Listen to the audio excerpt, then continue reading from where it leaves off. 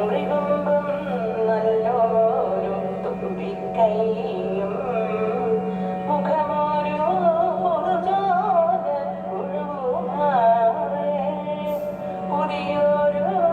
എണ്ണയും കിങ്ങിണിയും പുലിനഖവും പിന്നെ കാച്ചിലം പുത്തനീലം തേനും പൊൻപഴവും കുത്തിനൂങ്ങിയ ശർക്കരയും നീലവരയുള്ള കൊട്ടത്തേങ്ങ നീണ്ടു തടിച്ച കദളിക്കായും ശ്രീപൂജ